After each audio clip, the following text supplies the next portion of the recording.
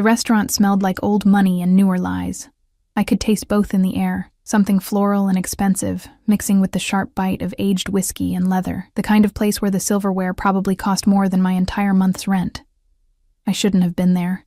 My roommate had practically shoved me out the door, insisting that this blind date would be different, that Marcus seemed normal from his profile, that I needed to stop hiding in our cramped apartment like some wounded animal. She was wrong. I knew she was wrong the moment I stepped through those heavy mahogany doors. The hostess looked at me the way people in expensive places always did, a quick scan from my discount store dress to my worn flats, her smile tightening just enough to let me know I didn't belong. I clutched my purse tighter, the fake leather cracking under my fingers. Reservation? Her voice was silk wrapped around steel. I'm meeting someone. Marcus Chen? Table for two? She glanced at her computer screen, manicured nails clicking against the keys. Mr. Chen hasn't arrived yet. I can seat you? Or you'd prefer to wait at the bar? The bar meant standing, meant being even more visible in my cheap dress. I'll sit, thank you. She led me through the dining room, and I felt every eye that turned my way. The carpet was so thick my heels sank into it. Crystal chandeliers threw rainbow prisms across white tablecloths. Everyone here looked like they'd been born knowing which fork to use, which wine to order, how to exist in spaces like this without their hands shaking. Here you are. She gestured to a corner table, partially hidden by a decorative screen of bamboo and frosted glass. I slid into the chair, grateful for the semi-privacy. At least I could hide my nervousness here, could check my phone without feeling like the entire restaurant was watching me wait for a man who might not even show up. 20 minutes crawled by. I'd already read the menu 3 times, memorized the wine list I couldn't afford, and checked my phone so many times the battery dropped to 60%. The waiter had filled my water glass twice, his pity becoming more obvious with each visit. Marcus wasn't coming. Of course he wasn't. This was just like the last time and the time before that. Men took one look at me, tired eyes, clothes from clearance racks, the kind of exhaustion that came from working 2 jobs just to keep the lights on. And they found excuses. I was reaching for my purse, ready to slink out before the humiliation became completely unbearable when I saw him. Not Marcus. Definitely not Marcus. A man had entered through a private entrance I hadn't even noticed, flanked by 2 others in dark suits that screamed security. But it wasn't the guards that made my breath catch. It was him. He moved through the restaurant like he owned it, and maybe he did. Tall, broad-shouldered, with black hair swept back from a face that belonged in magazines or movies. Young, maybe early 30s, but carrying himself with the kind of confidence that had nothing to do with age and everything to do with power. His suit probably cost more than my car. His shoes were polished to a mirror shine. A watch caught the light on his wrist, and even from across the room, I could tell it was worth more than I'd make in a year. He said something to the hostess, who practically bowed. One of his guards scanned the room with the kind of alertness that made my spine prickle. These weren't just bodyguards. These were men who knew how to hurt people. I looked away quickly, focusing on my water glass. Men like that didn't notice women like me. I was furniture, wallpaper, part of the background noise of their expensive lives. But then I heard footsteps approaching. Heavy, confident, moving toward my little corner. Sorry I'm late. The voice wrapped around me like smoke, deep, accented with something I couldn't quite place. Mediterranean maybe, or Eastern European. It carried the kind of authority that made people straighten their spines without thinking. I looked up.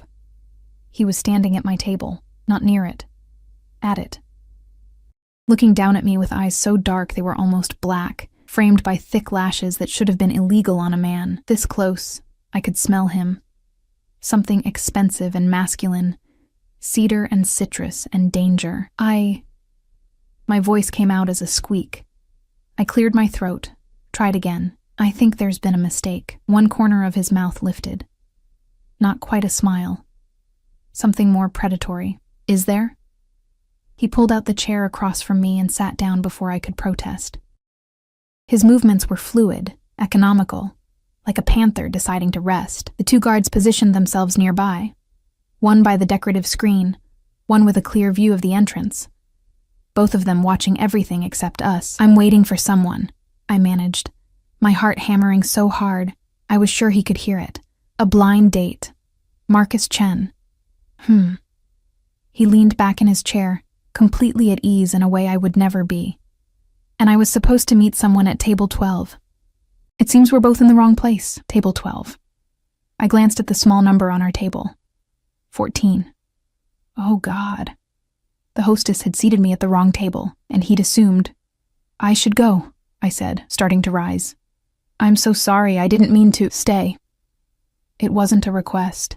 The single word carried enough weight to make me sink back into my chair without thinking. He studied me with an intensity that made my skin feel too tight, like he was cataloging every detail, every flaw, every secret I'd ever kept. You're nervous, he observed. I'm embarrassed, I corrected, trying to find some shred of dignity. I'm clearly in your seat, and I've probably ruined your evening, and I should really... What's your name? The question cut through my rambling. I blinked at him. Why? Because I'd like to know the name of the woman sitting at my table. Another almost smile. Unless you prefer I keep calling you the nervous girl in the corner. Heat flooded my cheeks. Emma Richards. Emma. He said it slowly, like he was tasting it. I'm Damien. No last name. Just Damien. Like that was all I needed to know. All I deserved to know. Well, Damien, I really should let you have your table back. My date clearly isn't coming anyway, so... Your date is an idiot. The words were matter of fact, delivered without inflection, but they hit me somewhere in the chest, made something flutter that I didn't want to examine too closely. You don't know anything about him, I said quietly. I know he left you waiting, alone, in a place like this. His eyes darkened. That tells me everything I need to know. A waiter appeared as if summoned by telepathy. Mr. Volkov, your usual Volkov. The name registered somewhere in the back of my mind, set off alarm bells I couldn't quite identify. Yes, and for the lady. He looked at me expectantly. Oh no, I really can't. You haven't eaten. It wasn't a question. The menu is prefixed tonight. Choose something, Emma.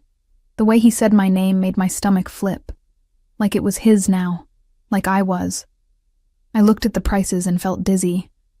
$40 for an appetizer, $60 for the main course. I couldn't afford this. I couldn't afford to be here, sitting across from this man who radiated danger and money in equal measure. I'm not hungry, I lied. His eyes narrowed slightly. When was the last time you ate? This morning. Another lie. It had been yesterday afternoon, a granola bar between my shifts at the diner and the late-night cleaning job. He said something in another language to the waiter, rapid and commanding. The waiter nodded and disappeared. I ordered for you, Damien said. You'll eat. You can't just... I can. He leaned forward, elbows on the table, and suddenly the space between us felt impossibly small. And I will. You look like you're about to fall over, Emma.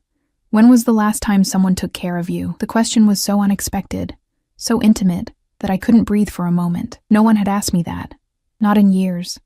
Not since my mother died and I'd been left alone to figure out how to survive in a world that didn't care if I drowned. That's none of your business, I whispered. Perhaps not. He didn't look away. But you're at my table now. That makes you my concern. Something in his tone made me shiver. Not fear exactly. Something more complicated. Something that felt like standing too close to a fire. Dangerous, but warm. Why? I asked. Why do you care? For a long moment, he didn't answer. Just studied me with those impossibly dark eyes, like he was solving an equation only he could see. Because you're afraid, he said finally, and you're trying very hard not to show it. Because you don't belong here, but you're too proud to run. Because... He paused, something flickering across his face. Because the moment I walked in and saw you sitting here, looking like a frightened dove in a room full of wolves, I knew. Knew what? His smile this time was real, and it was terrifying. That you were mine. The words hung in the air between us, impossible and absolute. Before I could respond, before I could process what he'd just said, his phone buzzed. He glanced at it, his expression hardening. Excuse me for a moment. He stood, and one of the guards immediately stepped closer. They moved away toward the private entrance, heads bent in urgent conversation. I sat frozen, my hands trembling in my lap. That you were mine. What did that even mean? This was insane. I should leave. Should grab my purse and walk out and never look back. But I didn't move. The waiter returned with wine, something red and probably older than me, and began setting up our courses, scallops that looked like art. Bread that smelled like heaven. Each plate was more beautiful than the last. I shouldn't eat this. Shouldn't accept anything from a man named Volkov, who traveled with armed guards and said things like, "You were mine," with such casual certainty. But God, I was so hungry, and so tired of being hungry. Damien returned a few minutes later, his expression unreadable. He sat down and gestured to the food. "Eat, Emma." I picked up my fork. The scallops melted on my tongue, butter and salt, and something divine. I tried not to moan. He watched me eat with an intensity that should have been uncomfortable, but somehow wasn't, like my pleasure pleased him, like feeding me satisfied something primal in him. "Better?" he asked when I'd finished the appetizer. "Yes," I admitted. "Thank you." "You work 2 jobs. Again, not a question. I froze. "How did you—" "Your hands." He nodded toward them. "Rough from cleaning products, but you also have a name-tag tan line on your shirt from something you wore earlier today. And the way you looked at the prices—" He shrugged. "You're exhausted, underfed, and probably haven't had a night off in months." I should have been angry at his presumption. Instead, I felt naked, seen. "I do what I have to do," I said quietly. "And your date?" "Marcus. What does he do?" "I don't know. We'd never actually met before tonight. It was a blind date set up by a friend." Something dark crossed Damien's face. "You agreed to meet a stranger alone in an expensive restaurant. I was supposed to be safe here," I defended. "It's a public place and—" "Public means nothing." His voice dropped. "Do you have any idea how dangerous that is? How easily someone could—" He cut himself off, jaw clenching. "You don't know this, Marcus. Don't know his intentions, his connections, whether he's safe. And you're safe?" The words came out before I could stop them. His smile was razor sharp. "No, Emma, I'm not safe at all. But at least I'm honest about it." The main course arrived.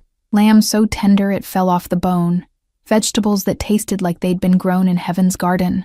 I tried to eat slowly, tried to maintain some dignity, but it was impossible. Real food, good food.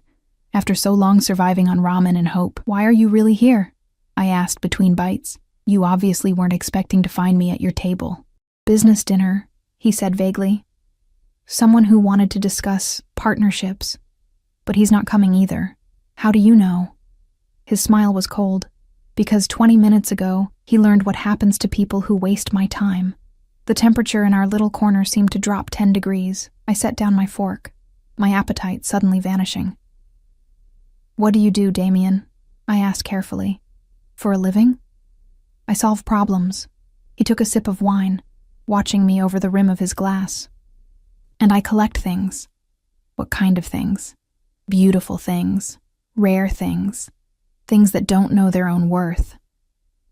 His eyes never left mine, things that need protection. My heart was racing again, but for different reasons now. Every instinct I had was screaming at me to leave, to run, to get away from this man who looked at me like I was something to be acquired. But another part of me, a part I didn't recognize and didn't trust, wanted to stay. Wanted to know what it felt like to be protected instead of perpetually afraid.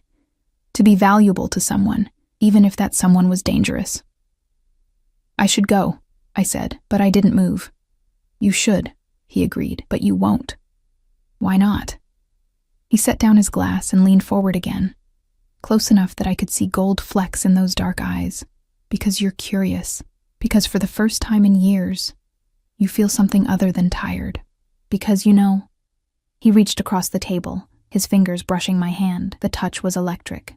"That walking away from this table means going back to your life. Working yourself to death for people who don't appreciate you. Being invisible. Being alone. And staying means what?" My voice was barely a whisper. "Staying means letting me take care of you." His thumb traced small circles on my wrist, finding my racing pulse. Means accepting that you walked into my life tonight, sat at my table and became mine. Means understanding that I don't let go of what's mine, Emma. Ever. You're insane. But I didn't pull my hand away. Perhaps. He smiled. Or perhaps I simply know what I want when I see it. You don't even know me. I know enough. I know you're strong enough to work yourself to exhaustion, but too proud to ask for help. I know you showed up tonight despite being terrified, because you're brave underneath all that fear. I know you deserve better than cheap dates and cheaper men who don't have the decency to show up. His grip on my wrist tightened just slightly. And I know that if I let you walk out of here tonight, I'll regret it for the rest of my life. The words should have sounded like a line, like manipulation, like every red flag relationship therapist warned about. But the way he said them, with such absolute certainty, such raw possession, made them feel like a promise or a threat. Maybe both. This is crazy, I breathed. Yes. He didn't deny it. But answer me this, Emma. If you leave right now, go back to your apartment, your 2 jobs, your exhaustion, will you regret it? Will you lie awake wondering what would have happened if you'd been brave enough to stay? I would. God help me, I would. The waiter appeared with dessert, something chocolate and sinful. Damien released my wrist, but his eyes never left my face. Eat your dessert, he commanded softly, and then decide. But know this. If you stay, if you let me take you home tonight, everything changes. Your life as you know it ends, and I won't apologize for that. My hands shook as I picked up the dessert spoon. The chocolate was rich and dark and tasted like temptation, like falling. Like the moment before you jump off a cliff and aren't sure if you'll fly or crash. I was still eating when his phone buzzed again. He glanced at it, frowned, and stood. I need to handle something, he said. Sergei will stay with you. Don't leave this table. It wasn't a suggestion. One of the guards, Sergei apparently, moved closer, positioning himself between me and the rest of the restaurant. Damien left through the private entrance again, and I was alone with my chocolate and my churning thoughts, and a man built like a tank who was apparently now my babysitter. 10 minutes passed. 15. I'd finished the dessert and was contemplating my escape route when Damien returned. But something had changed. His expression was harder, colder. There was blood on his knuckles, just a spot, but unmistakable. He sat down and picked up his napkin, wiping his hands clean with casual efficiency. What happened? I asked, even though I wasn't sure I wanted to know. Nothing you need to worry about. He signaled the waiter for the check. Your Marcus showed up. He had to be discouraged from waiting for you. Ice flooded my veins. What did you do? Send him home with a message about respecting people's time. His smile was pleasant and absolutely terrifying. He won't be bothering you again. You had no right. I had every right. He leaned forward, and suddenly, he wasn't the charming dinner companion anymore. He was something else entirely, something predatory and possessive, and utterly uncompromising. You're under my protection now, Emma. That means men who disrespect you answer to me. That means anyone who hurts you, threatens you, or even looks at you wrong, will learn very quickly why people fear my name. People fear your name? I repeated weakly. They should. He stood, extending his hand. Come, we're leaving. I haven't agreed to anything. You stayed. His eyes glittered. You ate my food, drank my wine, sat at my table for over an hour. In my world, that's agreement enough. Now you can walk out with me willingly, or I can carry you. But either way, Emma, you're coming home with me tonight. This is kidnapping, I whispered. This is protection. He pulled me to my feet with surprising gentleness. The world is dangerous, especially for beautiful women who sit at wrong tables and catch the attention of dangerous men. Lucky for you, I'm the most dangerous man in this city, which means nobody else will dare touch you. He was insane. Clearly, completely insane. And I was insane too, because instead of screaming or running or calling for help, I let him guide me toward that private entrance, his hand warm and possessive on the small of my back. The restaurant blurred around us. The other guard fell into step behind us. We moved through a service corridor and out into an underground parking garage where a black SUV waited, engine running. Mr. Volkov, the driver said, opening the rear door. Damien helped me inside. No, not helped. Placed me, like I was something precious and breakable that needed to be handled with care. He slid in beside me, close enough that our thighs touched. The door closed. The locks clicked with a finality that made my pulse spike. "Where are you taking me?" I asked, as the SUV pulled out into the night. "Somewhere safe." His hand found mine in the darkness, fingers intertwining. "Somewhere no one can hurt you. Somewhere you'll never have to work yourself to death again." "I don't understand what's happening." "I know." He raised my hand to his lips, kissed my knuckles with devastating gentleness. "But you will. And by the time you do, Emma, it will be too late to run. You'll already be mine in every way that matters." The city lights streaked past the tinted windows. I should have been terrified, should have been fighting, screaming, demanding to be let out, but all I felt was a strange, breathless anticipation, like standing on the edge of a precipice, looking down into darkness, and realizing that falling might feel like flying. Damien's thumb traced patterns on my palm, each touch sending sparks up my arm. "Sleep if you can," he murmured. "It's a long drive, and tomorrow, your new life begins." I closed my eyes, my head falling against his shoulder before I could stop myself. He stiffened for a moment, then relaxed, his arm coming around me in a gesture that was both protective and possessive. This was insane. Impossible. Wrong in every way. But as the SUV carried us deeper into the night, toward a future I couldn't imagine and probably shouldn't want, I felt something I hadn't felt in years. I felt wanted, claimed, mine.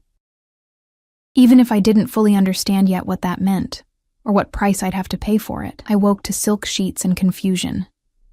For a moment, I couldn't remember where I was. The bed beneath me was too soft, the pillows too plush.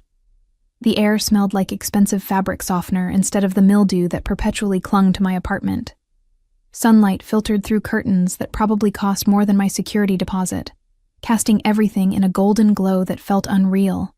Then it all came rushing back. The restaurant. The wrong table. Damien. I sat up too quickly, my heart hammering. The room around me was massive, bigger than my entire apartment. Floor-to-ceiling windows showed a view of the city I'd never seen before, high enough that we had to be at least 20 floors up. The furniture was modern and minimalist, all clean lines and neutral colors. A door to my left stood slightly ajar, revealing marble and chrome that had to be a bathroom. I was still wearing my cheap dress from last night, now wrinkled and uncomfortable. My shoes sat neatly by the bed, placed there by someone who wasn't me. Panic crawled up my throat. What had I done? I'd gotten into a car with a stranger. No, not a stranger. Something worse. A man whose last name made waiters bow and whose knuckles had been bloodied, and who'd said people feared him like it was a simple fact. I scrambled out of bed, my feet sinking into carpet so thick it felt like walking on clouds. I needed to leave. Needed to get out before... The door opened. A woman entered, middle-aged and elegant in a crisp black uniform. She carried a tray with coffee and what looked like breakfast, her expression professionally neutral. "Good morning, Miss Richards," she said in accented English. "Mr. Volkov asked me to bring you breakfast. He apologizes for not being here when you woke. He had business to attend to." I stared at her. "Who are you?" "I'm Elena, the house manager." She set the tray on a table near the window. "Mr. Volkov has arranged for some clothes to be brought up. They should arrive within the hour. In the meantime, the bathroom is fully stocked with everything you might need." "I need to leave," I said, my voice shaking. "I need to go home." Elena's expression softened slightly. "Mr. Volkov anticipated you might feel that way. He asked me to give you this." She pulled an envelope from her pocket and handed it to me. Inside was a note in bold, masculine handwriting.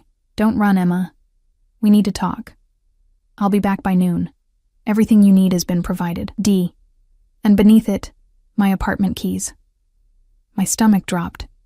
"He took my keys?" "For your safety," Elena said carefully. "Your building isn't secure, Mr. Volkov had your locks changed this morning and posted security at your door.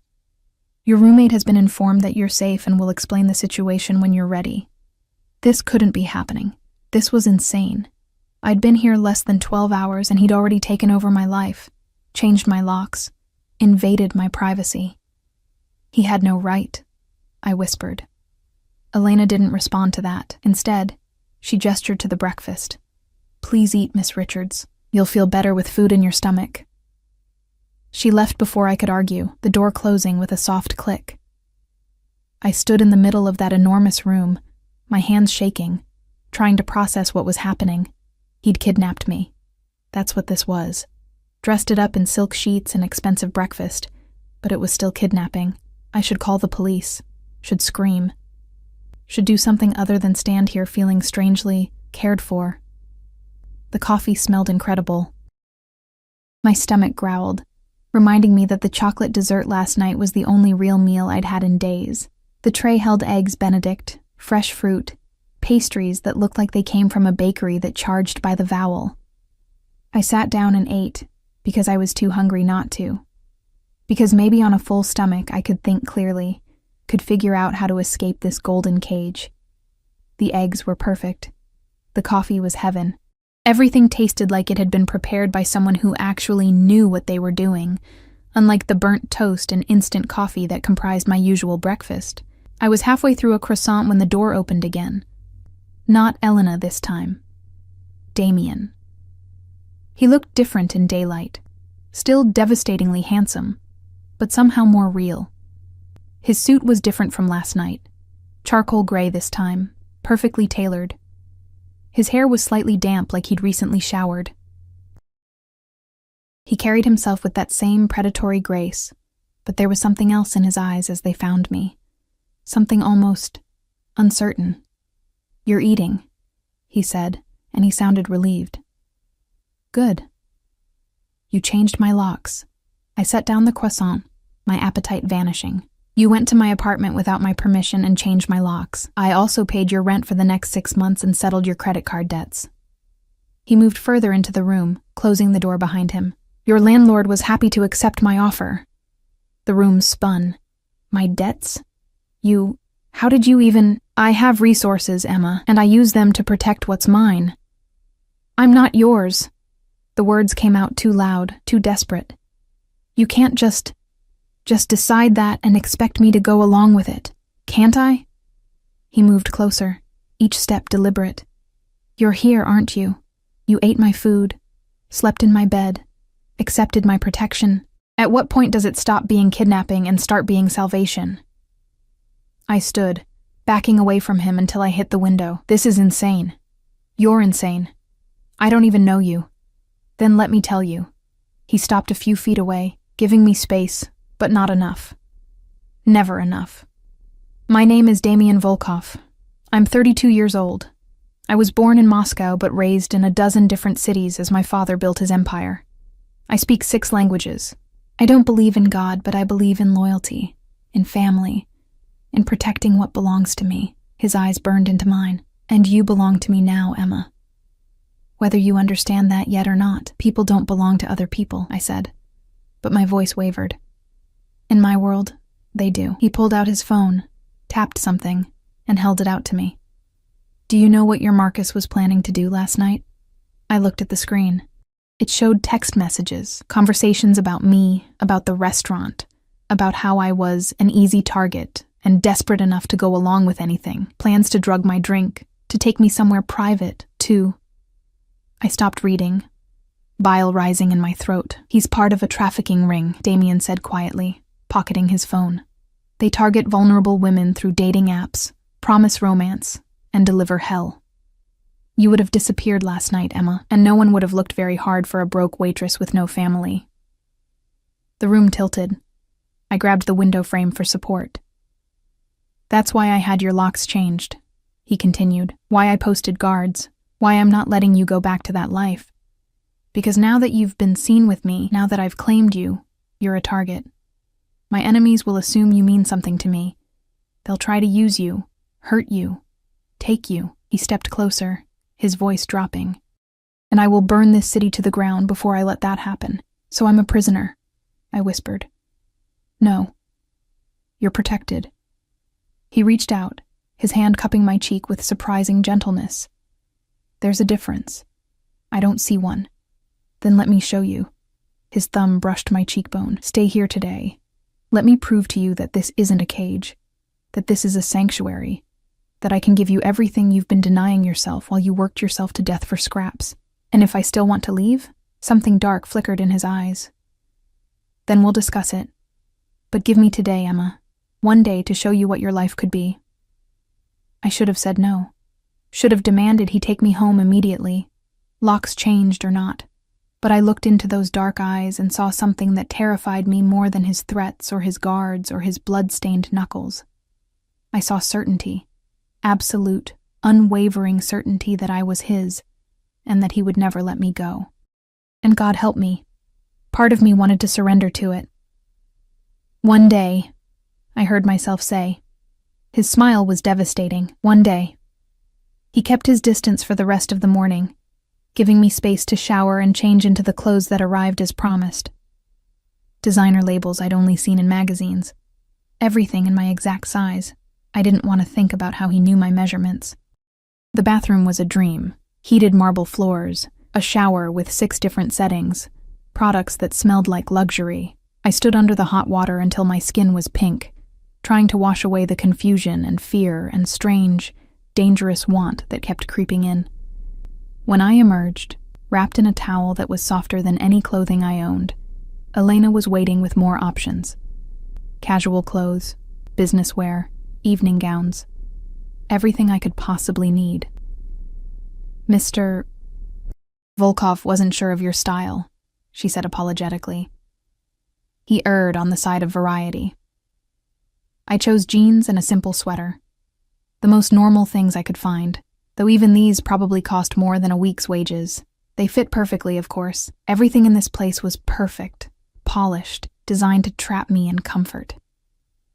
Damien found me in what he called the library, an entire room lined with books, leather chairs positioned by windows that showed that impossible view. I'd been staring at a first edition of something I'd only ever read in paperback, my fingers trembling at the thought of touching something so valuable. "You like to read," he said from the doorway. Not a question. He'd probably already researched every detail of my life. "When I have time," I said carefully. "Which isn't often. You'll have time now." He moved into the room and I noticed he'd changed too. Dark jeans, a black shirt with the sleeves rolled up. Less formal but somehow more dangerous, like seeing the predator without its civilized veneer. "Take whatever you want. All of this is yours now. Nothing here is mine," I corrected. "I'm just visiting." "Are you?" He picked up a book, turning it over in his hands. Hands that had been bloodied last night, protecting me from a threat I hadn't known existed. "Tell me, Emma, when was the last time you read a book just for pleasure? When did you last sleep past dawn because you could, not because you were too exhausted to wake up? When did you last eat a meal that didn't come from a microwave or a vending machine?" I didn't answer. Couldn't. "This isn't visiting," he said softly. "This is living. What you were doing before, that was surviving. Barely. I was managing," I said defensively. "You were dying." He set down the book and crossed to me, his presence overwhelming in the quiet room. "Slowly, painfully, working yourself into an early grave. And for what? An apartment you can barely afford? A life where no one sees you, no one values you, no one cares if you disappear? That's not—" "It's exactly true." His hand caught my chin, forcing me to look at him. "I saw it last night, Emma, the way you flinched when the hostess looked at you. The way you tried to make yourself small, invisible, like you didn't deserve to take up space in that restaurant. The way you were surprised when I wanted you to stay. Tears burned behind my eyes. You don't understand. Then explain it to me." And maybe it was the gentleness in his voice, or the exhaustion finally catching up with me, or the fact that no one had asked me to explain anything in so long I'd forgotten what it felt like to be heard. But the words came tumbling out. I told him about my mother's death 3 years ago, about the medical bills that had buried me in debt, about losing my scholarship when I had to drop out of college to work, about the jobs that paid minimum wage and treated me like I was replaceable, because I was. About the men who'd promised romance and delivered disappointment. about the crushing, suffocating weight of being invisible in a world that only saw you if you had money or beauty or power. He listened without interrupting, his expression unreadable. When I finally ran out of words, he pulled me against his chest in a gesture that should have felt presumptuous, but somehow felt like coming home. "No one will make you feel invisible again," he murmured against my hair. "Not while I'm alive." I should have pulled away, should have maintained distance, boundaries, self-preservation. Instead, I let myself lean into him, just for a moment. Let myself feel what it was like to be held by someone who seemed genuinely upset on my behalf. "Why me?" I asked into his shirt. Why do you care?" He was quiet for a long moment. When he spoke, his voice was rough. "My mother was like you once, young, vulnerable, alone in a world that wanted to devour her. My father found her, claimed her, protected her. She fought him at first too, thought he was crazy, dangerous, wrong. Was he?" "Yes." I felt him smile against my hair, but he loved her with everything he had. Gave her a life of safety and luxury and power, and she gave him loyalty, family, a reason to be more than just a monster. "What happened to her?" "She died when I was 15, cancer." His arms tightened around me. "My father survived her by 6 months. Couldn't live without her. Some people say he let himself be killed because existing without her was worse than death." I pulled back to look at him. "That's intense. That's love." His eyes were fierce. "In my world, in my family, when we choose someone, it's absolute. Forever. No half measures. No walking away. My father taught me that the right woman is worth burning the world for, worth dying for, worth killing for." "And you think I'm that woman?" I asked, my voice barely audible. "I know you are." He cupped my face in both hands.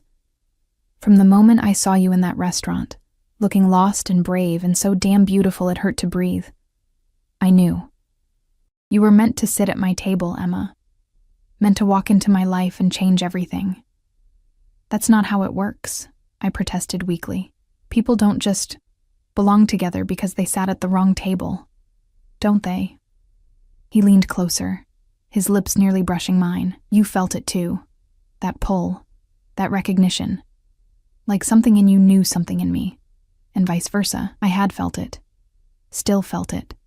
This magnetic, terrifying connection that made no sense and defied all logic. "This is too fast," I whispered. "I know." He didn't move away. "But time doesn't matter when you're certain. And I am certain, Emma. About you, about us.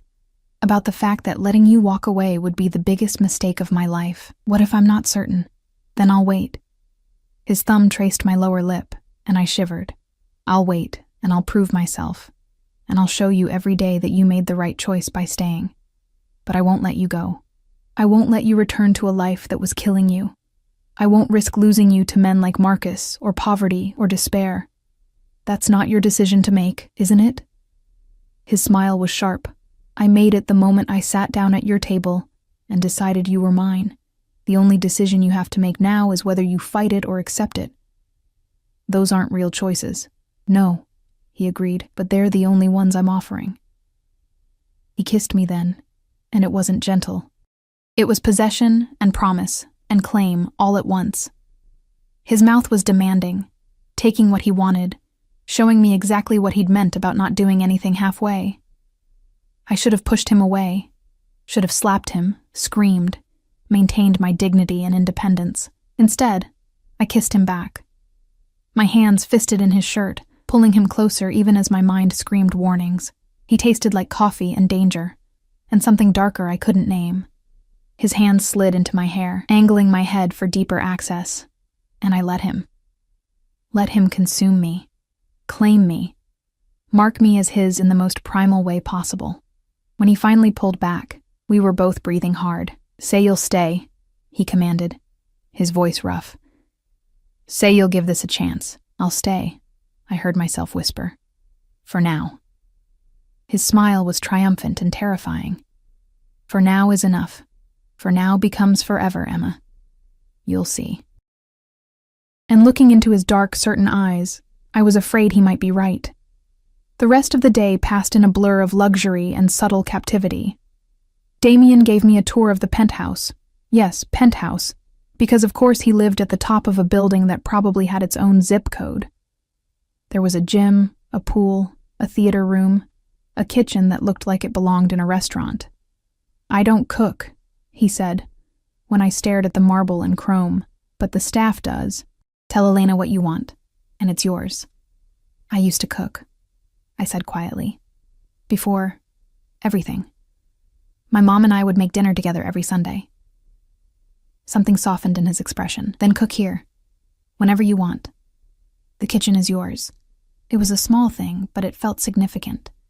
Like he was giving me permission to make this place home, even though home was supposed to be chosen, not assigned. He had meetings in the afternoon, disappeared into an office I wasn't invited to enter, guards posted outside like sentries. I spent the time exploring, trying to understand the gilded cage I'd agreed to stay in. Every room was perfect. Every detail was expensive. It should have felt cold, sterile, but somehow it didn't. There were personal touches, photographs of what had to be his family, books in multiple languages, artwork that looked original and priceless. I found a balcony and stood in the cold December air, looking out at the city spread below like a carpet of lights and lives. Somewhere down there was my apartment, my old life, the person I'd been 24 hours ago. She felt very far away now. "You'll catch cold." I turned. Damien stood in the doorway, holding a cashmere blanket. He'd loosened his tie, and there was a tiredness around his eyes that made him look almost human. "I'm fine," I said. He came outside anyway, wrapping the blanket around my shoulders. His hands lingered on my arms, and I felt the heat of him even through the fabric. "What are you thinking about?" he asked. "How much my life has changed in one day." "Regrets?" I considered lying, then decided he'd see through it anyway. "I don't know yet." "Honest." He sounded approving. "Good. I don't want lies between us, Emma. Whatever else this is, it should be honest." "Then honestly, I'm terrified. Of me? Of this. Of how fast it's moving, of how much control you have and how little I have." I turned to face him. "Of how much I don't hate it." His eyes darkened. "You should hate it.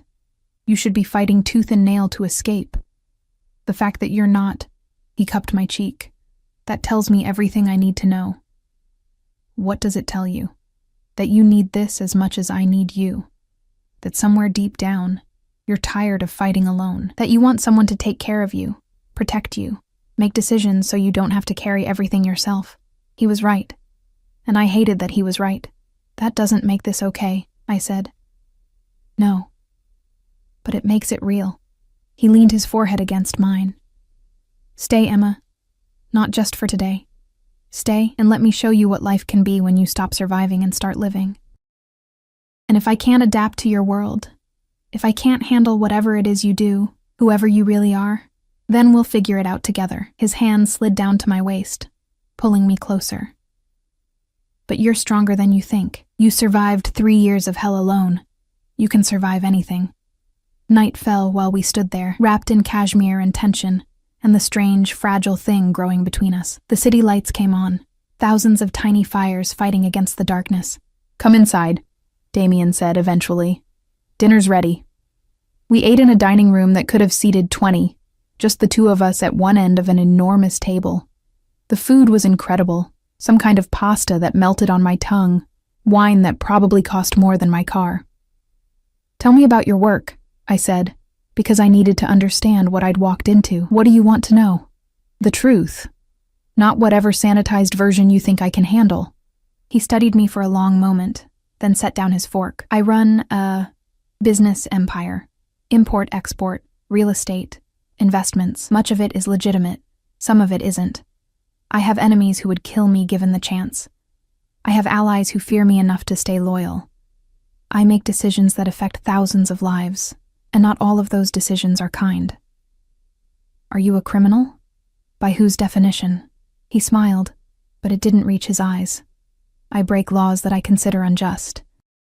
I hurt people who threaten my family or my interests. I take what I want and protect what's mine with everything I have. Does that make me a criminal? Perhaps. Does it make me a monster? That depends on your perspective. And what's your perspective?" I'm a man who does what's necessary to survive in a world that would destroy anyone weak enough to follow all the rules. He reached across the table, taking my hand. But I'm also a man who would never hurt you, Emma. Never betray you. Never let anyone else hurt you. Whatever darkness is in me, it will never touch you. I swear it. I wanted to believe him. God. I wanted to believe him so badly. What happens now? I asked quietly. Now you finish your dinner. Then we watch something mindless on that ridiculously expensive television. Then you sleep in a real bed, safe and protected. And tomorrow we start figuring out what your new life looks like. That simple? That simple. He squeezed my hand. One day at a time, Emma. That's all I'm asking. We finished dinner in comfortable silence. He was right. We did watch something mindless, some action movie that was all explosions and impossible stunts. I fell asleep on the couch, my head on his shoulder, his arm warm and solid around me. When I woke briefly as he carried me to bed, a different room this time, smaller, more personal, I didn't protest. Sleep, he murmured, tucking blankets around me like I was something precious. I've got you. And despite everything, despite the insanity and the danger and the absolute wrongness of this situation, I felt safe. For the first time in years, I felt safe. 3 weeks. That's how long it took for my old life to become a distant memory, like a dream I'd once had about being someone else. I woke each morning in silk sheets that no longer felt foreign. I drank coffee that Elena brought with a smile that had become genuine instead of professional. I wore clothes that fit perfectly, because Damien had an eye for detail that bordered on obsessive. And every evening, I waited for him to come home from whatever dangerous business occupied his days. My heart doing something complicated in my chest when I heard his key in the lock. It was terrifying how quickly I'd adapted, how easily I'd slipped into this life of luxury and protection and carefully managed captivity, because that's what it still was, even if the bars were invisible. I wasn't allowed to leave the building without guards. My phone had been replaced with a new one, more secure, Damien had said, which I suspected meant he could track my every movement. My old friends had been quietly discouraged from contact. My roommate had moved out, the apartment I'd barely been able to afford now sitting empty because Damien owned the building and refused to rent it to anyone else. "It's yours if you want to go back," he'd said when I'd discovered this particular piece of information. "But I'd prefer you stayed here, with me." Prefer. As if I had a real choice. As if his preferences weren't commands wrapped in velvet. But the strangest part? I was happy. Not in the way I'd imagined happiness before. Not the simple contentment of a life lived on my own terms. This was something darker, more complicated. Happiness laced with fear and desire, and the constant awareness that I was playing a dangerous game with a dangerous man. I was standing in the kitchen on a Wednesday afternoon, actually attempting to bake cookies from a recipe my mother used to make, when everything changed. The guards at the elevator had been replaced. I'd noticed it when I'd gone to retrieve a package Elena had accepted earlier. Different faces, harder expressions, the kind of tension that made my spine prickle with instinctive warning. Something was wrong. I was pulling the cookies from the oven when Damien came home early. He never came home early. His schedule was rigid, controlled. Every hour accounted for with meetings and calls and whatever shadowy business kept the city afraid of his name. But here he was at 3 p.m, his expression thunderous, blood on his shirt cuff that he hadn't bothered to hide. "Pack a bag," he said without preamble. "We're leaving." My hands froze on the oven mitts. "What? Why?" "Because I said so." His voice was hard, the gentleness I'd grown accustomed to completely absent. "Now, Emma." "We don't have time for questions." Fear spiked through me. "Damien, what happened?" He crossed to me in 3 strides, his hands gripping my shoulders almost painfully. "Someone made a move against me. A stupid, desperate move, but dangerous nonetheless. This building is secure, but I'm not taking chances with your safety. We're going to one of my properties outside the city until I can handle the situation. Handle it." I looked at the blood on his cuff. "You mean kill someone?" His jaw clenched. "I mean protect what's mine. Now stop asking questions and do as I say." The command in his voice should have made me angry, should have triggered all my instincts to rebel, to assert my independence, to remind him I wasn't property to be moved around at will. Instead, I pulled off the oven mitts and headed for the bedroom because I'd learned something in these 3 weeks. When Damien used that tone, when his eyes went flat and cold, and his accent thickened with stress, people were in danger, and arguing with him wouldn't keep me safe. It would just distract him from doing whatever ruthless thing he needed to do to keep us both alive. I threw clothes into a bag with shaking hands. Practical things. Jeans, sweaters, comfortable shoes. Elena appeared in the doorway, her usually composed face tight with worry. "Miss Richards, I've packed toiletries and medications," she said, handing me a smaller bag. "Mr. Volkov wants you ready in 10 minutes. "What's happening, Elena?" She hesitated, then said quietly, "The Kozlov family. They've been challenging Mr. Volkov's territory for months. Today She swallowed. "They attempted to bomb one of his warehouses. Workers were inside. Good people." My stomach lurched. "Were they—" "Mr. Volkov got them out in time. All except one." Her eyes filled with tears, she blinked away. "Mikhail. He was young. Had a wife, a baby daughter." The cookies I'd been so pleased with suddenly felt obscene. People were dying while I played house in a gilded penthouse, pretending this life was normal. "I'm sorry," I whispered. "It's not your fault." Elena's hand briefly touched my shoulder. "But it's why you must go. The Kozlovs know about you now, know that you matter to him. They'll come for you if they get the chance." I'd known this intellectually. Damien had warned me from the beginning that being his made me a target. But hearing it now, understanding that people had died today, and I could be next, it made everything horrifyingly real.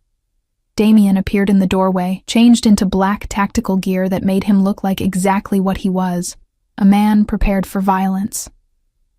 "Ready?" he asked. I nodded, not trusting my voice. He took my bag, his free hand finding mine. "Stay close to me. Do exactly what I say when I say it." "Understood?" "Yes." We moved through the penthouse like we were already under siege. More guards than usual lined the hallways, all armed with weapons they didn't bother to conceal. The elevator was operated by someone I didn't recognize, and we descended not to the lobby, but to an underground garage I hadn't known existed. 3 identical black SUVs waited. Engines running, security teams flanking each one. "Which one?" I asked. "All of them." Damien guided me to the middle vehicle. Decoys. Standard protocol when there's a credible threat. Inside the SUV, he positioned me in the center seat, his body between me and the window.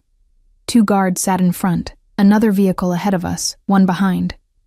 We pulled out in formation, moving fast through streets I barely recognized. "Where are we going?" I asked quietly. "A house in the mountains, 2 hours from here, completely off the grid. No one knows about it except my most trusted people." His arm was around me, holding me against him in a grip that was almost crushing. "You'll be safe there." "And you?"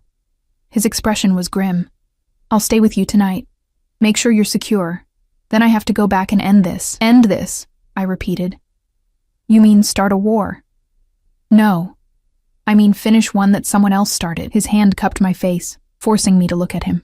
"The Kozlovs killed one of my men today, Emma. A good man with a family who depended on him. They did it to send a message, to show they're not afraid of me. And now I have to send a message back.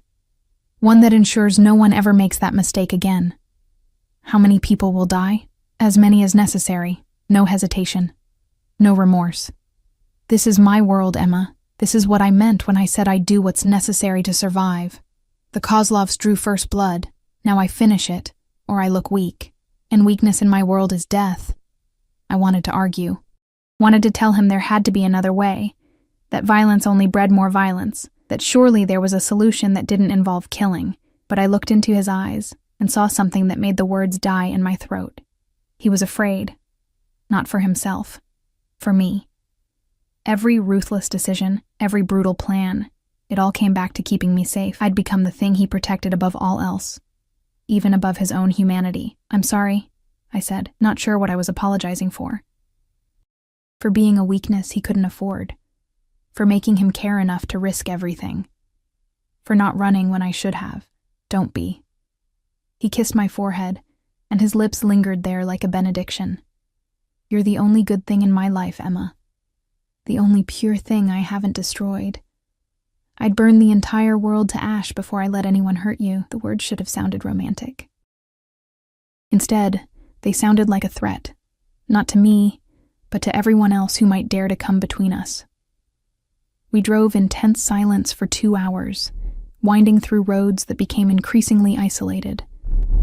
The city lights faded behind us, replaced by darkness and trees and the oppressive weight of wilderness. When we finally stopped, it was in front of a structure that looked more like a fortress than a house. Stone walls, minimal windows, security cameras at every angle. The other 2 vehicles had split off at some point, taking different routes to confuse anyone who might be following. Inside, the house was surprisingly warm, modern amenities hidden behind rustic decor, a massive fireplace already lit, casting everything in flickering shadows. Damien did a sweep of every room before he let me settle. Guards were posted at every entrance, security systems armed, escape routes planned. "You'll stay here until I tell you it's safe to return," he said, pulling weapons from hidden compartments I hadn't known existed. Guns, knives, communication equipment. "Anton and his team will protect you. They're the best I have." "When will you be back?" 2 days, maybe 3. He was checking his weapons with practiced efficiency, his movements sharp and controlled. "The Kozlovs have a compound outside the city. I'll hit them there, cut the head off the snake before they can regroup. You're going to kill them." Not a question. "Yes." He didn't look up from the gun he was loading. "All of them who participated in today's attack. I'll leave the young ones, the ones who weren't involved. But the leaders, the soldiers who planted that bomb, they're already dead. They just don't know it yet. I should have been horrified, should have begged him not to go, to find another way, to be better than this cycle of violence. Instead, I said, 'Come back to me.'" He froze. Then he set down the gun and crossed to me in 2 strides, his hands framing my face with a gentleness that contradicted everything else about this moment. "Always," he promised. "No matter what happens, no matter what I have to do, I will always come back to you." He kissed me then, and it tasted like goodbye and desperation, and something that might have been love if we'd met in a different world, under different circumstances. When he pulled back, his eyes were dark with something I couldn't name. "I need you to understand something," he said quietly. "What I'm about to do, it's brutal, merciless, the kind of thing that will make the news, make people afraid, make my enemies think twice before they ever threaten what's mine again. And when I come back to you, I'll have blood on my hands that won't wash off. I'll be the monster people whisper about in dark corners." "I know," I whispered. "And you're still going to be here when I get back?" He sounded almost vulnerable. "You're not going to look at me differently, see me as the killer I am?" I thought about lying, about saying the right thing, the thing he wanted to hear, but he'd asked for honesty between us, so I gave him truth. "I don't know," I admitted. "I don't know how I'll feel when you come back covered in blood and death. I don't know if I can live with loving a man who solves problems with violence. But I know," I took a shaky breath, "I know that I'll be here, because walking away from you scares me more than staying, because I've already fallen too far to climb back out. Because you're right. I am yours. Even if I don't fully understand what that means yet." His expression shifted through a dozen emotions. Relief, possession, something that looked almost like pain. "You said love," he murmured. Had I? The word had slipped out without permission, without thought. But now that it was between us, I couldn't take it back. "I did," I said quietly. "Say it again." "I love you." The words felt both true and impossible. I shouldn't. It's too fast, too complicated, too dangerous, but I do. "I love you, Damien Volkov, even though loving you might destroy me." He kissed me again, harder this time, claiming and possessive and desperate. His hands were in my hair, on my waist, everywhere at once, like he was trying to memorize the feel of me before he left. When we finally broke apart, both breathing hard, he rested his forehead against mine. "I love you too," he said roughly. More than I've ever loved anything. More than power or money or survival. You've become my reason, Emma, the thing I fight for, the thing I'd die for, the only thing that makes this brutal, bloody life worth living. We stood there in the firelight, holding each other like the world was ending. And maybe it was. For him. For the Kozlovs. For everyone caught in the crossfire of his revenge. But in that moment, we were safe. Together. Loved. Even if that love was as dangerous as it was real. Damien left an hour later, armed and armored and terrifying in his cold focus. I watched from the window as his SUV disappeared down the dark mountain road, taking him toward violence I didn't want to imagine. The house felt enormous without him. Anton and his team were professional ghosts, present but invisible, giving me space while never letting me truly be alone. I tried to sleep but couldn't, tried to read but the words blurred. Tried to do anything except think about what Damien was doing, who he was hurting, how much blood would stain his hands before this was over. The first news report came at dawn. I was in the kitchen, pretending to eat breakfast, when Anton's phone buzzed. He glanced at it, his expression carefully neutral, but I saw the tension in his shoulders. "What is it?" I asked. He hesitated, then turned his phone so I could see. "Massacre at Kozlov compound," the headline screamed. "Entire crime family wiped out in coordinated attack. Police investigating links to rival organizations." There were photos, blurred and taken from a distance but clear enough. Bodies, fire, destruction, the kind of violence that would dominate news cycles for weeks. And somewhere in that chaos was Damien, doing exactly what he'd promised. My hands shook as I set down my coffee cup. This was real. Not some abstract concept of danger, but actual death and destruction carried out by the man I'd just told I loved. "Is he—" I couldn't finish the question. "Safe," Anton said quietly. "I received confirmation 20 minutes ago. Mr. Volkov and his team are en route to a secondary location. He wanted you to know he's unharmed." Relief flooded through me, followed immediately by guilt. Damien was safe, but how many others weren't? How many families were waking up to the news that someone they loved had died in the night? The rational part of me knew they weren't innocent, knew they'd participated in violence themselves, had killed Mikhail and who knows how many others. The Kozlovs had chosen this life, accepted these risks. But the part of me that was still Emma Richards, former college student and waitress who'd believed in good and evil as distinct concepts, that part of me was horrified. I spent the day in a fog, moving through the house like a ghost. The news kept updating, body counts, speculation, interviews with experts who knew nothing about the real world Damien inhabited. By evening, the death toll was up to 15. 15 people, gone, because they'd threatened me. I was in the library, staring at a book I wasn't reading, when I heard vehicles approaching. My heart leapt, then stuttered when I realized it wasn't just one vehicle. It was multiple, moving fast, tires screaming on the gravel drive. Anton appeared in the doorway, gun drawn, his face grim. "Miss Richards, we need to move you to the safe room, now." "What's happening?" The Kozlovs had a contingency plan. He was already pulling me toward a wall that I suddenly realized wasn't a wall at all, but a hidden door. A second team we didn't know about, they're here. Terror shot through me, but Damien said, I know what he said, but we missed something, and now they're at the gate. He shoved me through the doorway into a small reinforced room. "Stay here. Don't come out until I tell you it's safe, no matter what you hear." Anton. But he was already gone, the door sealing behind him with a hydraulic hiss. I was alone in the darkness, listening to muffled shouts and the unmistakable sound of gunfire. They were here, the enemy, the people who wanted to hurt me, to hurt Damien. And I was trapped in a concrete box, completely helpless, while men fought and died outside.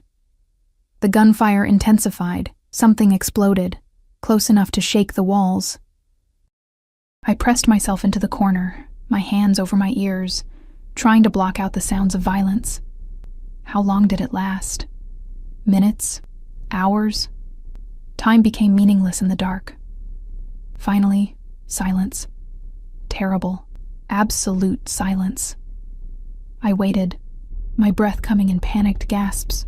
not knowing if the silence meant safety or death. Then the door opened. I screamed, scrambling backward until I saw who stood there. Damien. He was covered in blood, his clothes, his face, his hands. His eyes were wild, feral, the eyes of a man who'd just killed and would kill again without hesitation. Emma. My name was a ragged sound. Emma, are you hurt? No. I couldn't finish. Couldn't process the sight of him like this. So clearly the monster he'd warned me about. He pulled me from the safe room, checking me for injuries with shaking hands. I got here as fast as I could when Anton called, said they'd found this location. His voice broke. I thought I'd lost you. I'm fine. I'm okay. I tried to sound convincing, tried to be brave, but then I looked past him and saw the carnage in the main room. Bodies. So many bodies. Anton was there too, wounded but alive, being tended to by another guard. This was my fault. All of this death and violence and destruction. It all came back to me. To Damien's obsession with protecting what he'd claimed as his. How many? I asked numbly. Emma, don't... How many people died tonight? Here, at the compound? Because of me? His jaw clenched. 23 total. 8 here. 15 at the Kozlov compound, plus their leader, who I saved for last. His eyes were hard. I made him watch his empire burn before I ended him. Made sure he understood exactly why he was dying. Because he dared to threaten you. I should have collapsed. Should have sobbed or screamed or broken down completely. Instead, I felt something inside me shift, harden. Become something new. I'd chosen this. Chosen him. And that meant accepting all of it. The violence, the blood, the brutal reality of loving a man who solved problems with death. Take me home, I said quietly. Take me back to the city. Emma, I said, take me home, Damien. I met his eyes. You were right. I am yours. And if that means living with this, with what you do and who you are, then that's what I'll do. But I can't do it here, in this house where people just died protecting me. Take me home. Something in his expression cracked. Relief and gratitude and love so intense it was almost frightening. Okay, he said hoarsely.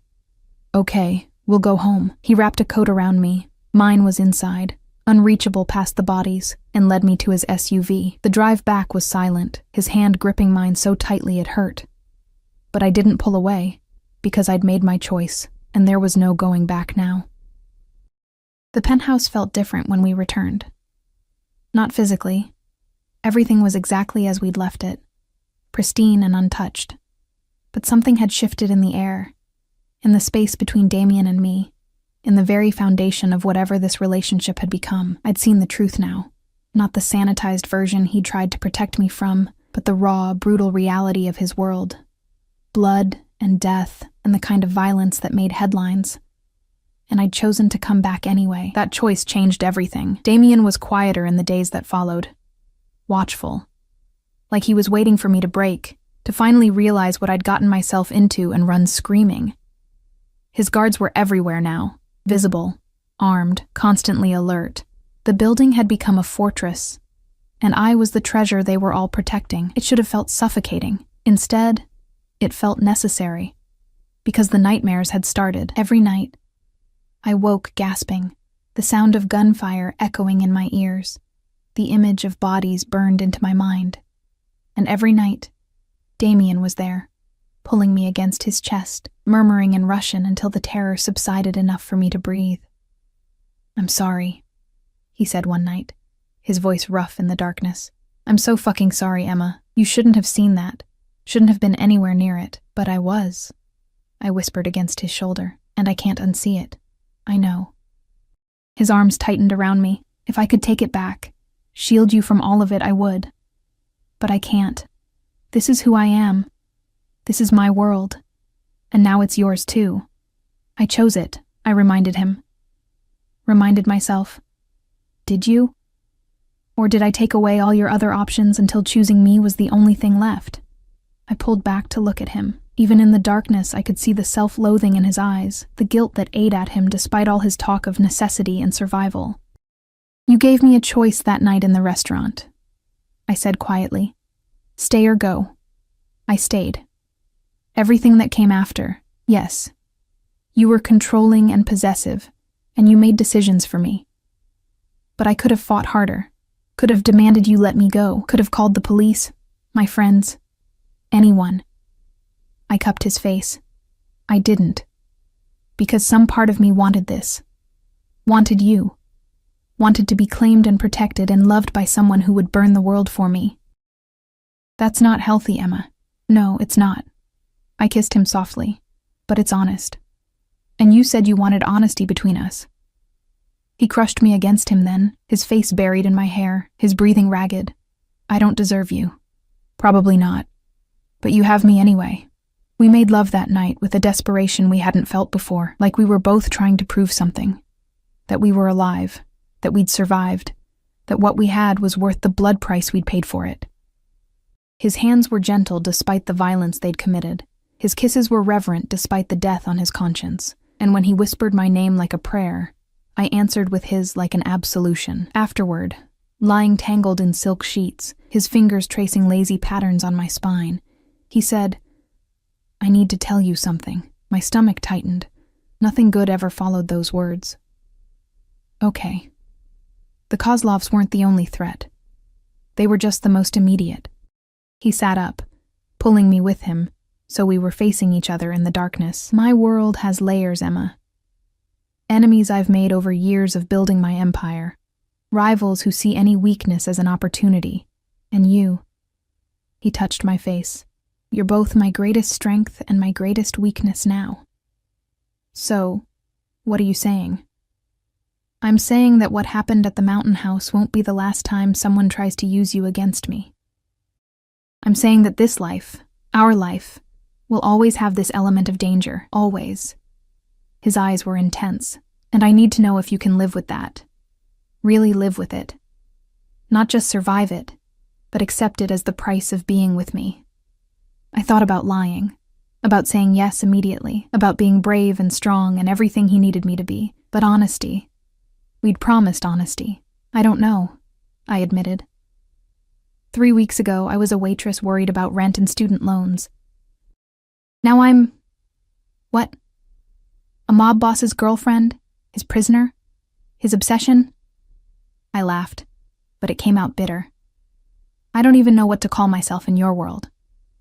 You're mine, he said simply. That's all that matters. Not the labels, not the definitions, just that you belong to me and I belong to you.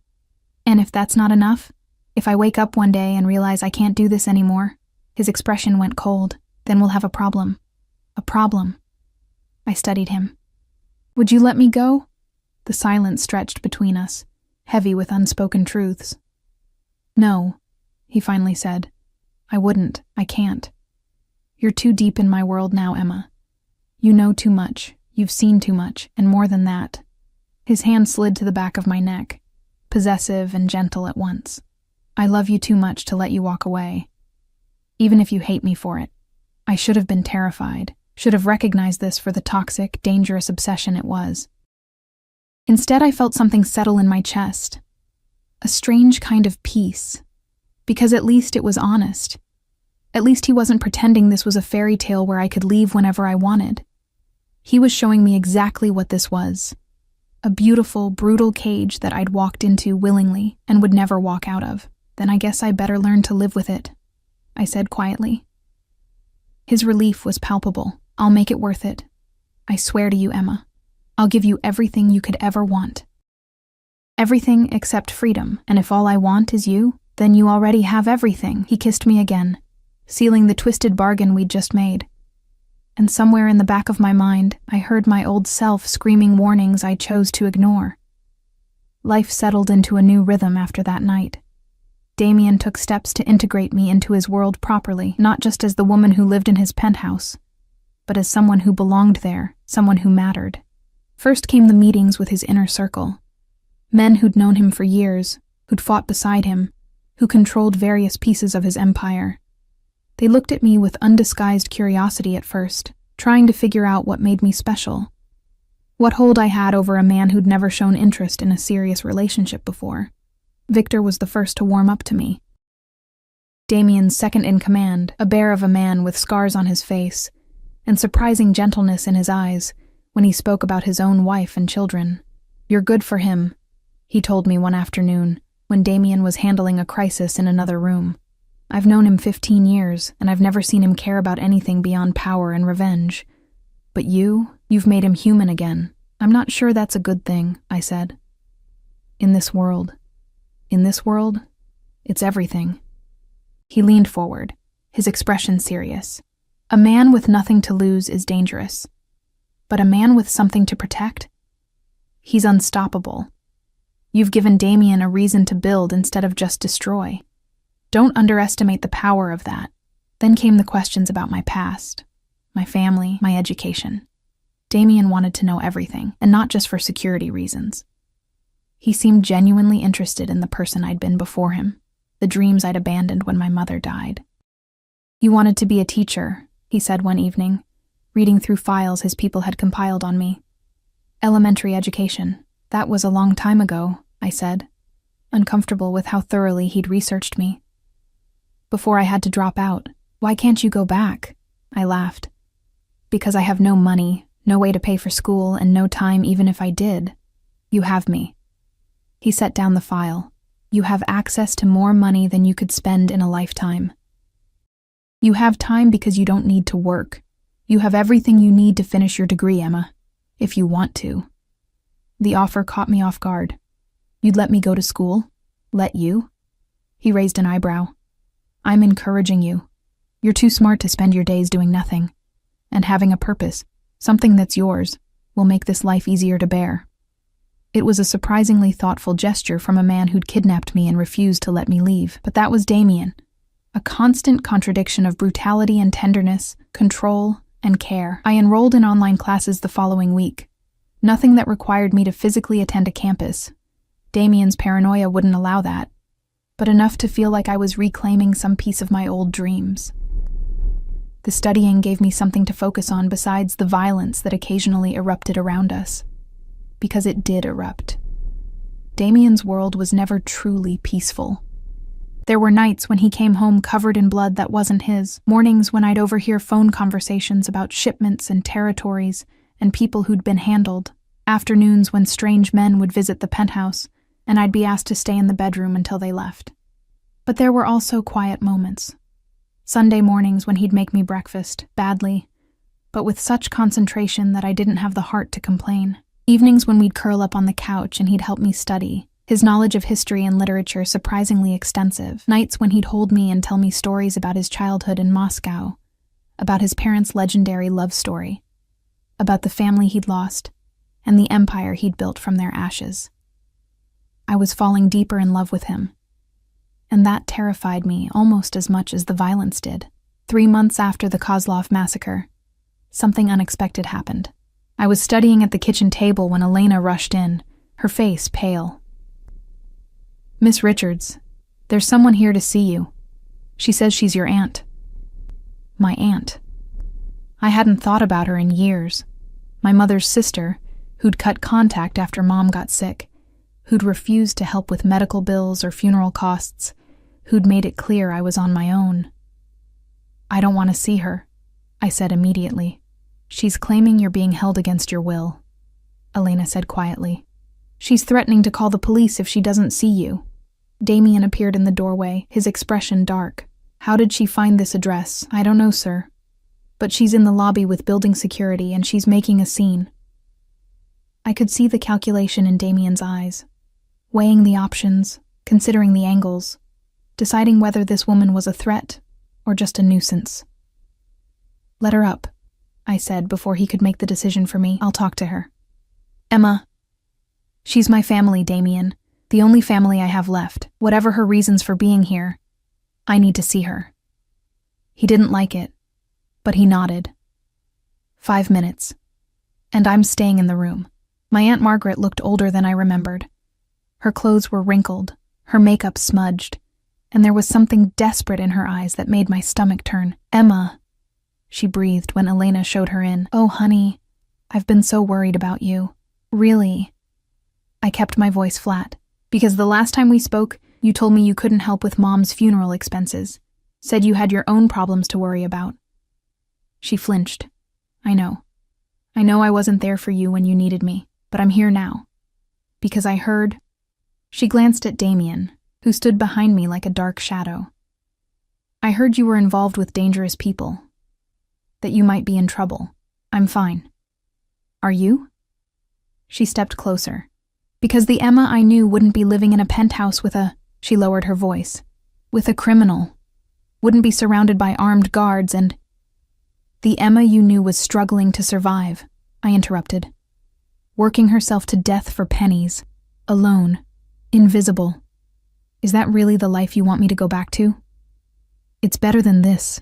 Her voice rose. "Better than being some gangster's pet, locked up in a golden cage. That's enough." Damien's voice cut through the room like a blade. "You've had your 5 minutes. Time to leave." But Margaret wasn't finished. She pulled something from her purse, a phone, screen already showing a news article. "Do you know what he did, Emma? The Kozlov massacre? 23 people dead in one night. And you're living with the monster who ordered it." The words hung in the air. I could feel Damien tense behind me, waiting to see how I'd react. "I know exactly what he did," I said quietly. "And why he did it. Those people tried to kill me, Aunt Margaret. They bombed a warehouse, murdered an innocent man, and came after me because I mattered to Damien. He protected me. He eliminated the threat, and yes, it was brutal and violent and everything you're thinking, but I'm alive because of it. That doesn't make it right, right?" I laughed, and it came out harsh. "You want to talk about right? Where were you when Mom was dying, when I was drowning in medical bills and funeral costs and student loans? Where was your sense of family responsibility then?" I stepped closer to her. "You didn't care about me until you thought you could profit from my situation somehow. So tell me, what do you really want? Money? Is that why you're here?" Her face flushed. "How dare you? How much?" Damien's voice was cold. "How much to make you disappear and never contact Emma again?" Margaret's mouth opened, closed, opened again. "I don't..." "Everyone has a price." He pulled out his phone. "Name yours."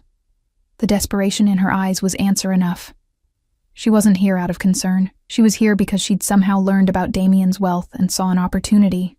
50,000, she whispered. "Just to help me get back on my feet. That's all." Damien laughed. A cold, cruel sound. "You think your niece's peace of mind is worth 50,000? That's insulting." He tapped something on his phone. 100,000. Wired to your account right now. In exchange, you sign papers saying you will never contact Emma again. Never claim any relationship with her. Never speak about her to anyone. Ever. Break this agreement and I'll know, and you don't want to know what happens then.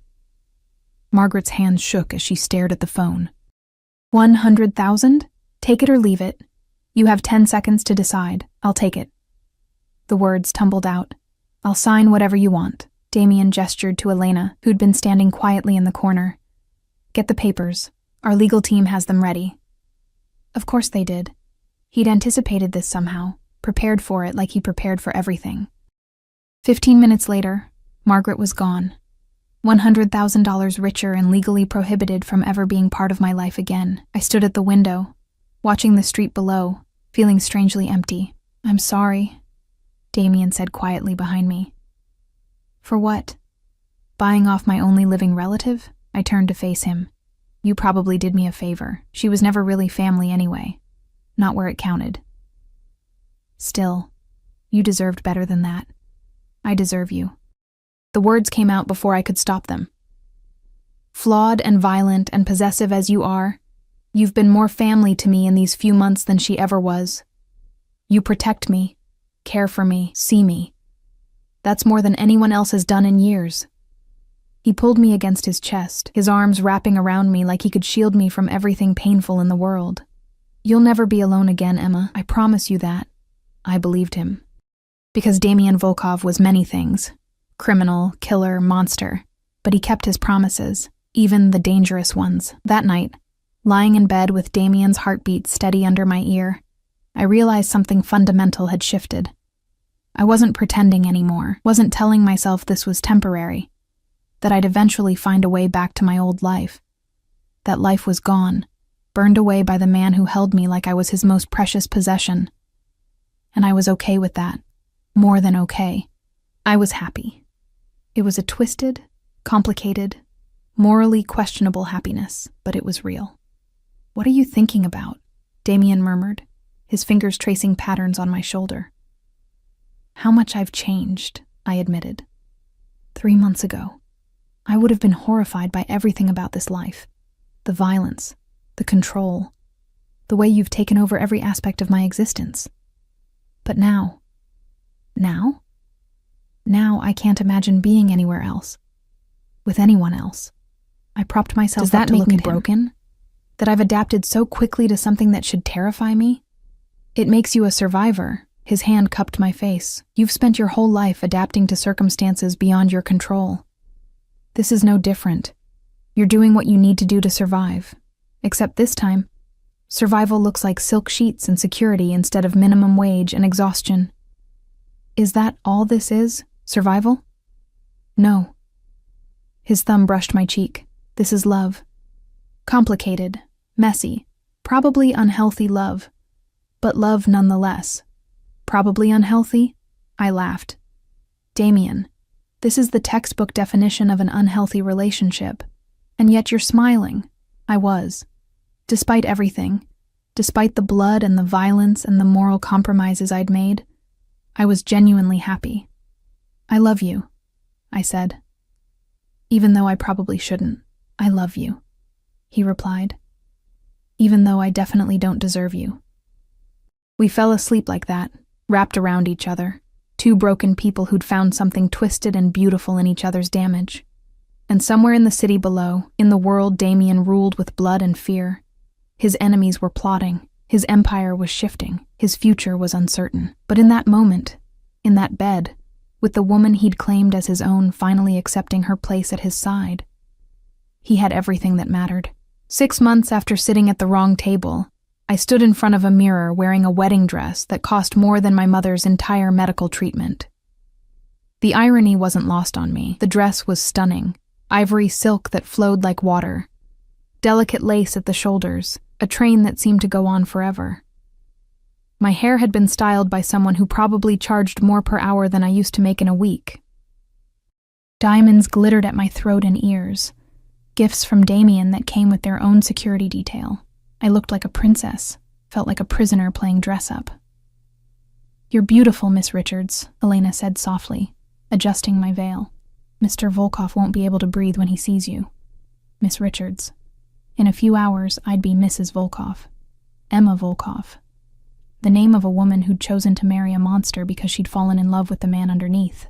The wedding had been Damien's idea, of course. Sprung on me 2 months ago with the same absolute certainty he brought to everything else in his life. "Marry me," he'd said. Not a question. Never a question with him. "Why?"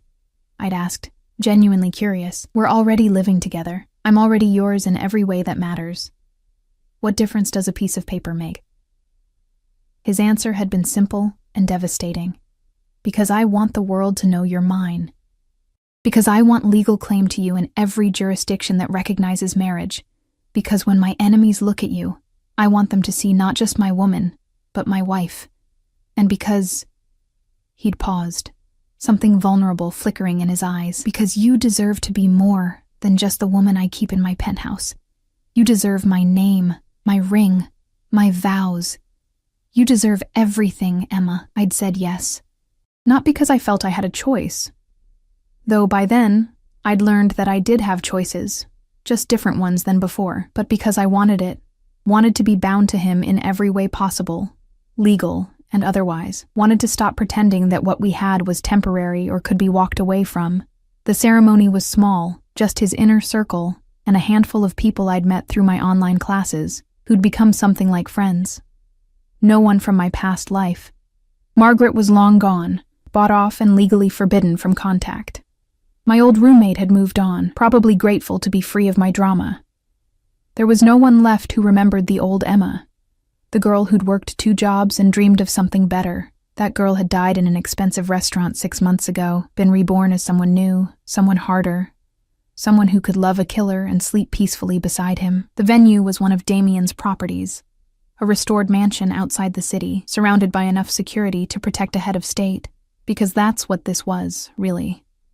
Not just a wedding, but a statement, a declaration that Emma Richards had become Emma Volkov, and that anyone who threatened her would face the full weight of his empire. I heard a knock on the door. Victor's voice came through. "It's time, Emma." Elena gave my hand a squeeze before leaving. I stood alone for a moment, staring at my reflection, trying to recognize the woman looking back at me. She was beautiful, polished, expensive, everything the old Emma had never been. But her eyes still held traces of the girl who'd sat at the wrong table and accidentally changed her entire life.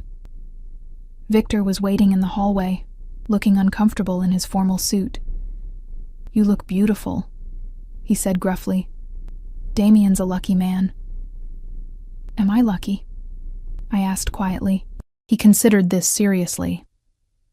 "That depends on what you value, Emma. If you wanted a normal life, safe, predictable, boring, then no, you're not lucky. But if you wanted to be loved with the kind of intensity most people only read about in books, if you wanted to matter so much to someone that they'd burn the world for you, then yes, you're the luckiest woman alive. And the violence, the danger, the fact that I might wake up one day to find him dead or arrested or worse, that's the price." He offered me his arm. "Every great love has a price, Emma. Yours just happens to be paid in blood and fear instead of compromise and mediocrity. Only you can decide if that's worth it." I took his arm, and we walked toward the room where Damien was waiting to make me his wife in the eyes of God and law. The ceremony space was decorated with white roses and candles, intimate and romantic, despite the armed guards stationed at every exit. The guests were few but significant. The men and women who ran Damien's empire, who'd kill or die on his command, who were here to witness their leader take a wife. And there, at the front of the room, was Damien. He wore a black suit that looked like it had been designed specifically for him, and probably had been. His dark hair was perfectly styled, his posture commanding, his expression unreadable until his eyes found me. Then everything in his face softened. Wonder, love, possession. All of it naked and raw and so intense I almost stumbled. Victor walked me down the aisle, a strange choice, but there was no one else to do it, and he'd become something like family in these months. When we reached Damien, Victor placed my hand in his and stepped back. "She's yours now," he said quietly. "Officially." "She was always mine," Damien replied, his eyes never leaving my face. The officiant began speaking, some justice Damien had paid or threatened or both, but I barely heard the words. I was too focused on Damien's hands holding mine, on the way he looked at me like I was the only thing in the world that mattered. When it came time for vows, he spoke first. "Emma," he said, his voice steady and sure, "6 months ago, you sat at my table by accident, but nothing in my life has ever been an accident. Everything led to that moment, every choice, every mistake, every act of violence that built my empire. It all led to you. And I would do it all again, commit every sin twice over, if it meant ending up here with you." His thumbs brushed over my knuckles. "I can't promise you a normal life.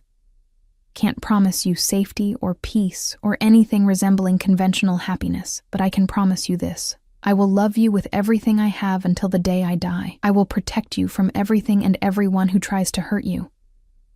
I will give you everything you ask for and many things you don't. I will be yours completely, absolutely, without reservation or hesitation. And I will never, ever let you go." The words should have sounded like a threat. Instead, they sounded like salvation. When it was my turn, I took a shaky breath. "Damien, you're right. I didn't sit at your table by accident. Some part of me, the part that was tired of being invisible and scared and alone, led me there. Led me to you. And you've given me things I never dared hope for. Not just wealth or security, but purpose. Value. Love so intense it terrifies me." I squeezed his hands. "You're dangerous and controlling, and you've made so many choices for me that I've lost count, and I should hate you for it. Should have run screaming 6 months ago. But I didn't. Because underneath all the darkness, I saw someone who understood loneliness the way I did. Who knew what it was like to build walls so high no one could climb them. Who'd convinced himself he didn't need anyone until he met me. Tears burned in my eyes. You're not a good man, Damien Volkov, but you're my man, and I choose you, freely, completely. For better or worse, though I suspect it'll mostly be worse by normal standards, I love you. And I'll stand beside you through whatever comes next. His expression cracked, and for just a moment, I saw the vulnerability he worked so hard to hide, the fear that I'd wake up one day and regret this choice, that I'd realize what I'd given up for him. But I wouldn't. I knew that now with absolute certainty. The officiant pronounced us married. Damien's kiss was claiming and tender at once, a promise and a seal. When we pulled apart, the small crowd applauded, but I barely heard them. All I heard was Damien whispering against my lips, mine. Finally, legally, irrevocably mine. Yours, I agreed, always. The reception was elegant and brief. Damien wasn't one for lengthy celebrations. We ate, we danced, we accepted congratulations from people who probably still weren't sure what to make of me. But eventually, we escaped to the car waiting to take us somewhere. Damien had been secretive about our honeymoon destination, had only told me to pack for warm weather and bring my passport. Where are we going? I asked as the city lights faded behind us. Somewhere no one can find us, he said, pulling me against his side. Somewhere we can pretend the world doesn't exist for a few weeks, just you and me and an island I bought last year specifically for this purpose. You bought an island. I laughed. Of course you did. I wanted somewhere completely secure, somewhere I could let my guard down and just be with you without worrying about threats or business or anything else. His hand found mine, our wedding rings catching the light. Is that so unreasonable? With you? Nothing is unreasonable. That's part of your charm. We flew to the island on his private jet. Because of course he had a private jet. The flight took hours, but I slept most of the way, my head on Damien's shoulder, exhausted from the emotional weight of the day. When we landed, it was to tropical heat and the sound of waves. The house waiting for us was beautiful. Modern architecture that somehow blended with the natural landscape, floor-to-ceiling windows showing endless ocean, complete privacy from the rest of the world. It's perfect, I breathed. You're perfect, he corrected, carrying me over the threshold like we were in some romantic movie. Everything else is just window dressing. That first night as husband and wife, we made love slowly, reverently, like we were memorizing each other. His hands mapped every inch of my skin. My lips learned every scar on his body. And there were many, each one a story of violence survived. We were gentle with each other in a way we hadn't been before, like marriage had given us permission to be vulnerable, instead of just passionate. Afterward, lying tangled in sheets with moonlight streaming through the windows, Damien said, I need to tell you something. My stomach clenched. Nothing good ever followed those words. Okay. I'm getting out. I propped myself up to look at him. Out of what? The dangerous parts of my business. The parts that put you at risk. His hand traced patterns on my hip. I've been planning it for months, since the Kozlov situation, moving money into legitimate enterprises, distancing myself from the violent operations, building something that won't get you killed. Damien. Let me finish. He sat up, pulling me with him. I can't change who I was, can't erase the blood on my hands or the empire I built on violence. But I can change who I become, for you. For the life we're building together, for the children I hope we'll have someday. Children. The word hung in the air between us. You want children? I asked carefully. I want everything with you, Emma. A real marriage, not just a legal arrangement. A family. A future that's more than just surviving each threat as it comes. His eyes were intense. I want to be better than my father was. Want to give my children a life where they don't have to watch their mother die young from the stress of this world. Where they don't have to become monsters to survive. I thought about what that would mean, raising children in this world, even a sanitized version of it. Teaching them about their father's past, about the violence that had built their privileged life. wondering if they'd be safe, if Damien's enemies would ever truly let him go. "It's risky," I said quietly. "Everything about us is risky." He cupped my face. "But I think we're worth the risk, don't you?" I did. God help me, I did. "Then yes," I said. "Yes to children and futures and building something real. Yes to all of it." His smile was devastating. "Thank you." "For what?" "For seeing past what I am to what I could be. For loving me anyway. For sitting at the wrong table and changing my life completely." I kissed him, pouring everything I felt into it, love and fear and hope and acceptance all tangled together. We spent 2 weeks on that island, and they were the most peaceful weeks of my life. No guards hovering, no business calls interrupting dinners, no violence lurking at the edges, just Damien and me, learning how to be married, how to exist together without the constant threat of danger. He taught me to swim in the ocean. I'd never learned as a child. I taught him to cook simple meals. He'd relied on staff his entire life. We talked about everything and nothing, filling in the gaps in each other's knowledge, building the foundation of something that felt almost normal, almost, because we both knew it couldn't last forever. Eventually, we'd have to return to reality, to the city and his empire and all the complications we'd temporarily escaped. But we had these 2 weeks, and we made them count. On our last night on the island, we sat on the beach watching the sunset, my back against his chest, his arms wrapped around me. "Scared?" he asked quietly. "Terrified," I admitted. "Not of going back exactly, but of what comes next, of whether you can really leave that life behind, of whether your enemies will let you. They won't have a choice." His grip tightened. "I've spent 6 months quietly transferring power, delegating the dangerous operations to Victor and others I trust. By the time we get back, I'll be mostly legitimate, still wealthy, still powerful, but no longer directly involved in anything that could blow back on you." "Mostly legitimate," I smiled despite my fear. "That's probably the best I could hope for with you." "It is," he agreed without shame. "But it's enough. It has to be enough." We flew back to the city the next morning, and I felt the weight of reality settling back on my shoulders as the island disappeared behind us. The real world was waiting, with all its complications and dangers and difficult choices, but I was ready for it, because I wasn't the girl who'd walked into that restaurant 6 months ago. I was stronger now, harder, more capable of surviving in Damien's world. I was Emma Volkov, and that name meant something. 3 months later, I stood in the bathroom of our penthouse, staring at a pregnancy test with shaking hands. Positive. I'd suspected for a few weeks. The nausea, the exhaustion, the way certain smells made me want to vomit. But seeing it confirmed in plastic and chemicals made it real in a way nothing else could.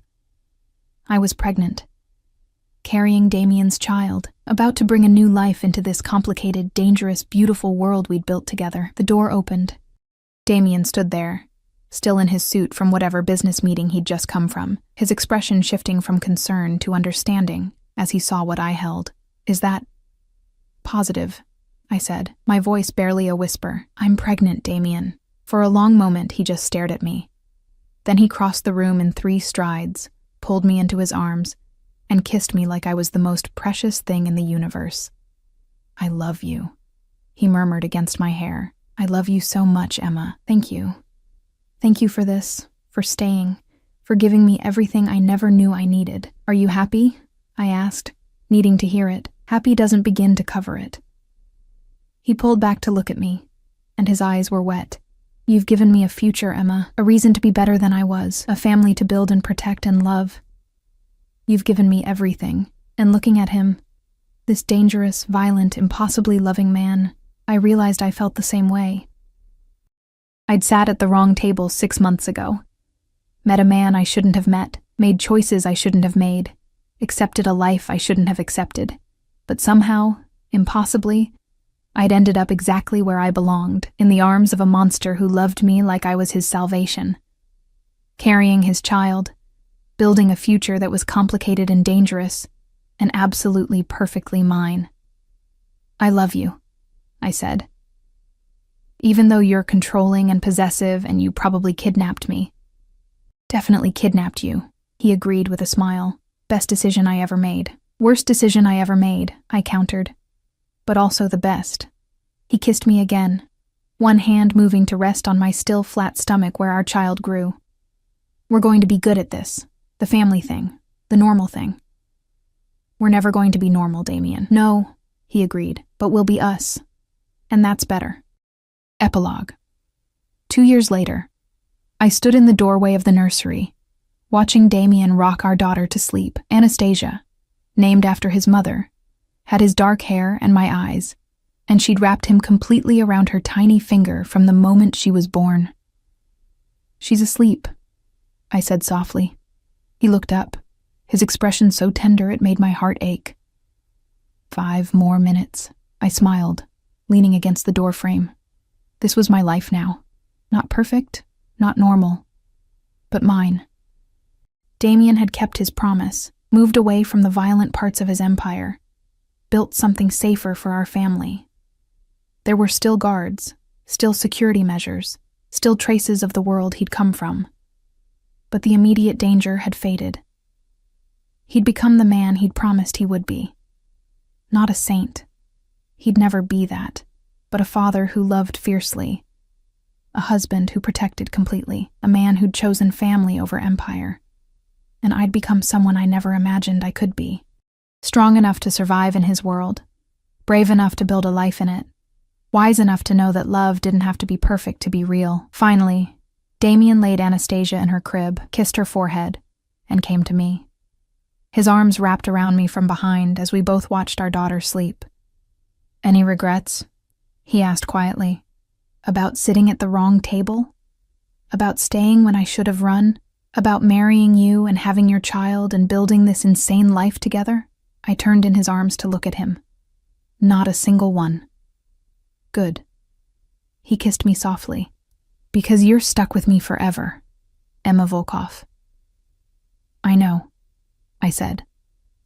That's exactly what I'm counting on. We stood there in the doorway, watching our daughter sleep, and I thought about the girl I'd been 2 years ago. Tired, scared, invisible, working herself to death for scraps. She'd walked into a restaurant and sat at the wrong table, and found everything she'd never known she wanted.